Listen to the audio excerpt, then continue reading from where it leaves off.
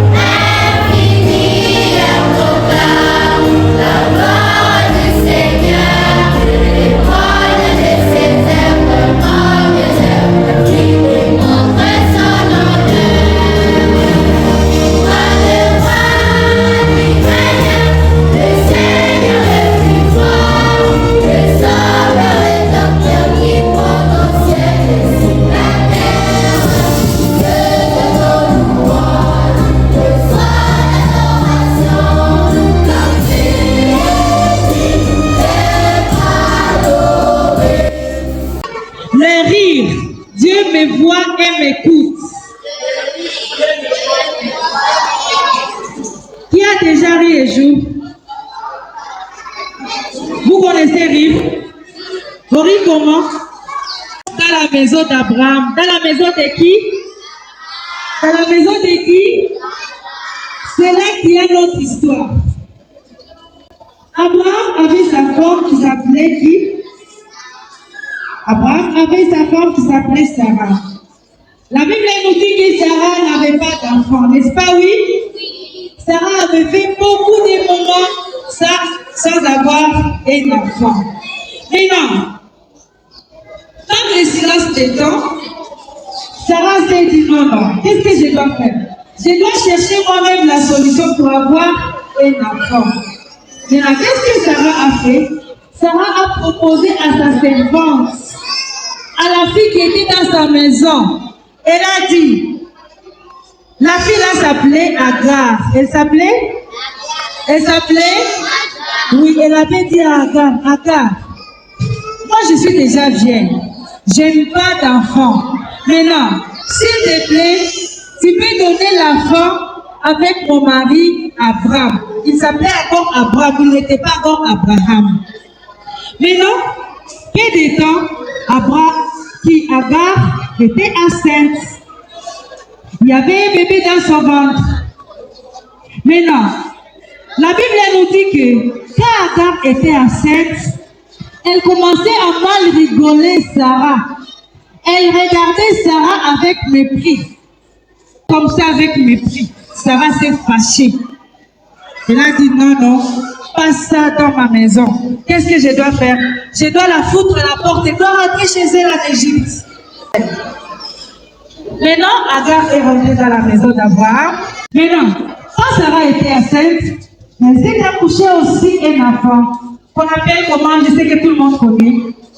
La femme de Sarah il s'appelait Isaac. Un petit garçon Isaac, il était dans la maison d'Abraham, il grandissait.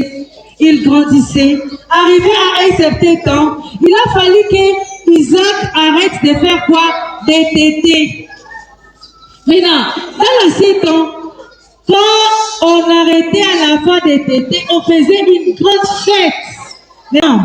Durant la fête, on nous dit que, à Genèse 21, les versets 9 à 10, on nous dit que Ismaël a ri. Est-ce que je peux lire? Genèse 21, les versets 9 nous dit ceci.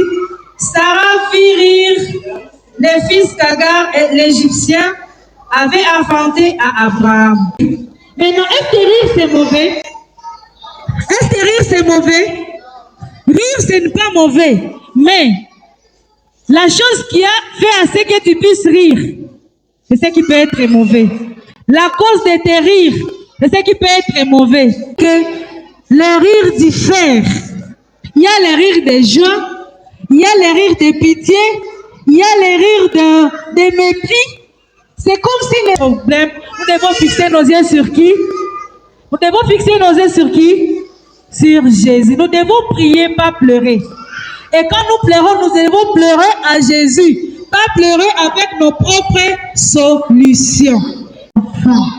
Ok? Et ce que nous devons savoir, Dieu nous voit partout où nous sommes, partout où nous passons, à l'école, à la maison, en route.